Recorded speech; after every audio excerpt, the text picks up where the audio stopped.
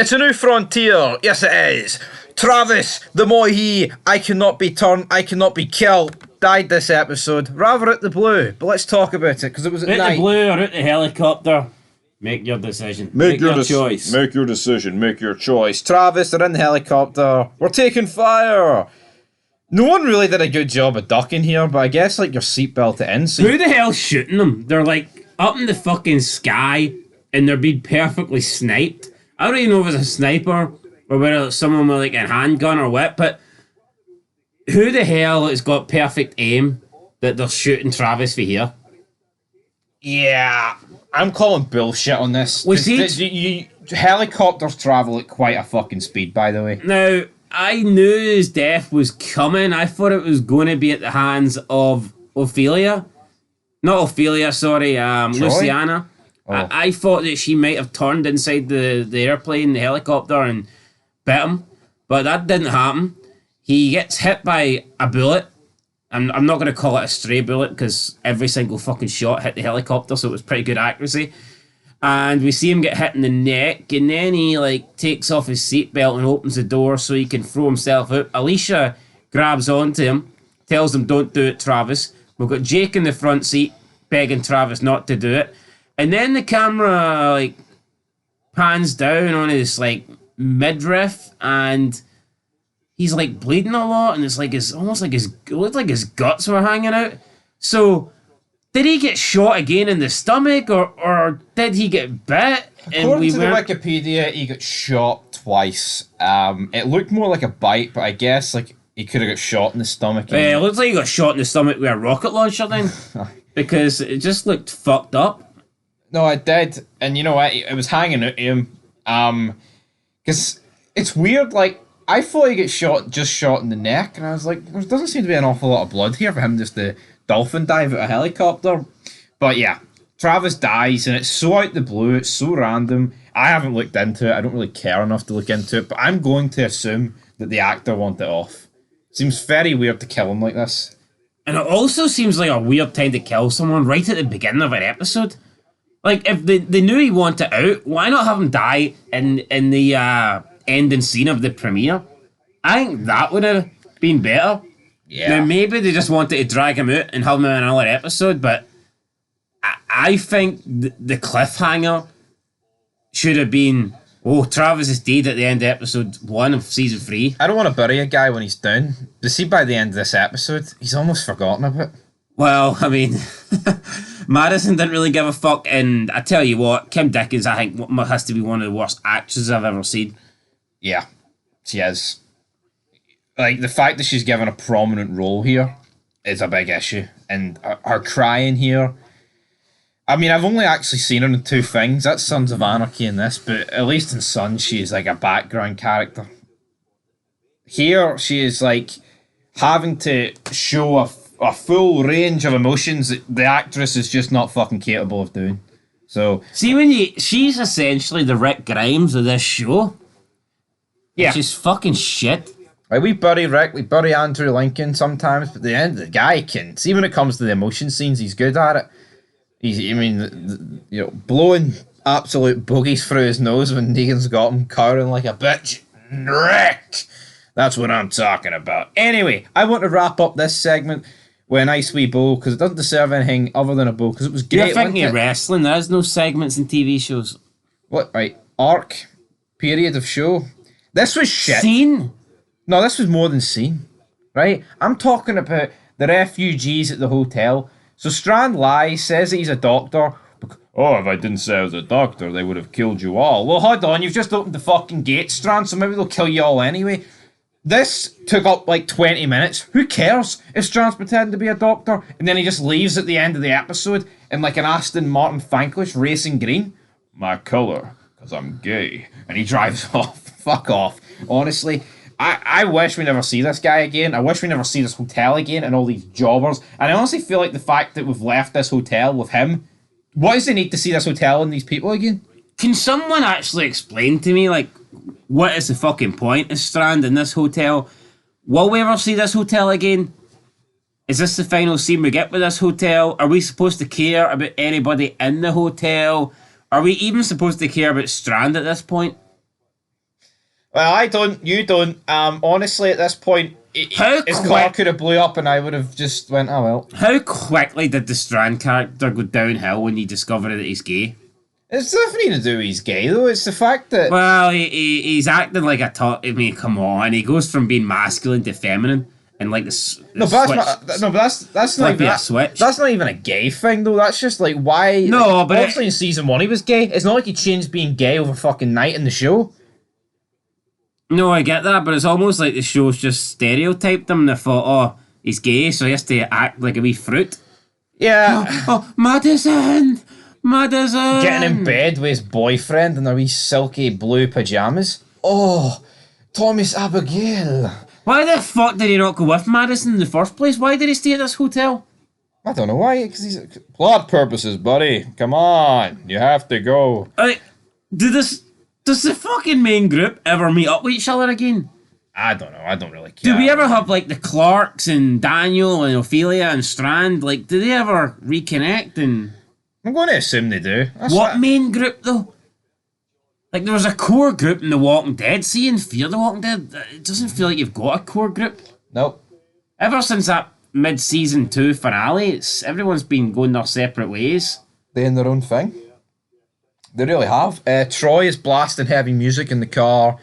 Madison and Nick are not too pleased at this, but at the end of the day, what can they do? If he wants to play fucking music, then why not? But the caravan arrives at the location, and we get Dayton Kelly. He is the daddy of Jake and Troy. And you know Best what? thing about this episode, you can tell someone's a good actor. Aye. It's this man right here. He is. I mean, he may look decrepit, but by God, he's our decrepit answer. He's our great. He's great. The guy's older than fucking time, but he's Rocky said time's undefeated. He should have said Dayton Cali's undefeated.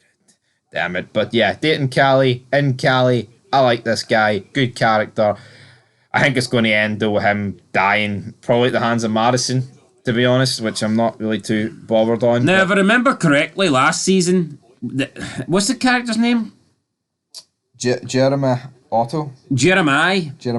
I believe Jeremiah found Ophelia, He did. but we didn't get Ophelia in this episode. Still no idea where Daniel is. Will we get to see Daniel? This season. Well, I'm going to assume so. Well, it wasn't in the second half of season 2. I mean, I wouldn't bet my top rocker on it. Would you? See, I think that's how this show's shite. It's almost like they just write people out for seasons at a time, then bring them back randomly. And then Morgan finds him. Even when you think they're fucking dead, and they just come back. No, they do. Anyway, the helicopter crash, they managed to escape. Jake and I think the co-pilot and Jake are husband and wife, or at least boyfriend and girlfriend. They set up camp for the night. Luciana's injured. I believe Jeremiah, or whatever the fuck you pronounce his name, said that she's his goddaughter. My son and goddaughter. So, goddaughter? She wasn't Jake's fucking daughter. He said goddaughter, I didn't say fucking granddaughter. There's a big difference. It's the same thing, essentially. No, it's not. Fuck off. Same thing. Take that back. No, because why? If you're the godson of him, it's like you get given that title. It's like, not everybody has it, but certain people are like the godfather. Or Nah, so what you're saying is he's the godfather and father-in-law. Aye. Why would you get that? That doesn't even make any No, but sense. I don't know. Is he married to her? Is there proof? Maybe it's something. Well, he took it a bit bad when he found her dead, didn't he? Aye, but maybe there's something behind the scenes that we don't know about. Personally, I don't give a fuck about this, right? I mean, Now, I don't know how... She said she would take first watch, but I guess she wasn't doing a good job on first watch, because fell in. when Jake checks out, she's dead, and Alicia had to come and save Jake. I don't know why the army guy needs saved by Alicia, but he did. And again, he was afraid to shoot. I mean, Yeah. you're nearly dying, and he's afraid to shoot. And then he told Alicia to go back and I'll take care of it. Well, he didn't do a good job of taking care of it up to that point, so I believe he goes and he shoots his Carmela was her name or something like that. We haven't see. Something like that. I think it was Carmela or Charlene or some shit like that. So he kills her. Then they finally make their way back to the ranch, and when they get there, Madison finds out that Travis isn't with them because Travis is dead. And then we see some like really phony fucking acting here from Madison, really bad acting. Meanwhile, Nick could not give a shit about his stepfather. All he cares about is some bitch that he met last season, and he's known her for like, what, a month? Nick blames this entire thing on himself, though, which is, you know what, he is a loser. I mean, he does kind of, him and his drugged up, addicted ways kind of leads to things happening. He tries to get Luciana to regain consciousness, but she's not doing it. Troy It's wants funny to, though, they've only been like romantically involved for like the best part of a week. yeah, but he cares about her, but doesn't even give Travis a mention. Troy wants to kill Luciana, but Thingy's not. He's not having it. Nick's not having it, right? And my problem with this is, who the fuck's Nick not to have it? This is not your land. This is not your territory. If these guys say no sick are allowed into the inventory, not the inventory, the infirmary, sorry, then that's it. He's fucking, he's pulling a gun on them. Realistic, if there was no plot armor involved, Nick would have been gunned down here in cold blood. Yes or no? Of course he would have been. But then he's like, no. No, because he's only got a gun pointed at someone. No, so pointing a gun at someone automatically gets you gunned down. Welcome to America, buddy. No, not in The Walking Dead, not in the original, no. People held... Oh, last time I checked, this ain't the original and it's fucking mince. Right, okay, well, fair enough. I disagree. Well, you disagree. Oh, I like disagreement. I like a bit of argument left, right and centre. But Luciana's like... No, Luciana's like nothing. She's not speaking. She's unresponsive. But then Jemiah's like... if there's a pulse, I can defeat her. He's like, right, if there's a pulse, we'll let her in. There's a pulse. Da, da, da, da. Nick said he was going to shoot her, but obviously she's alive now, isn't it? That's all good. No, Nick was never going to shoot her. Nick was just holding... He said he was going to shoot her? Yeah, so he could point the gun at Troy. Yeah, I know. What the fuck, alright, relax. I mean, Nick was never going to shoot her. He said he was going to, though. He lied. Yeah, I know, to get the gunpoint advantage. Right. Jeremiah fights them in. Then Madison, Nick, and Alicia go to her room. And Madison says, this is going to be our new home, even if we have to take it. And Alicia's like, what the hell do you mean? Nick wants to leave. Alicia's like, what are you talking about? And Madison's like, we're going to take over this camp.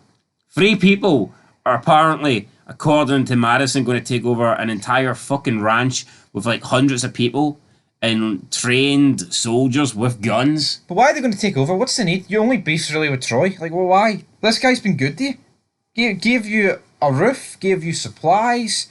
You point a gun at them, he hasn't booted you out or nothing.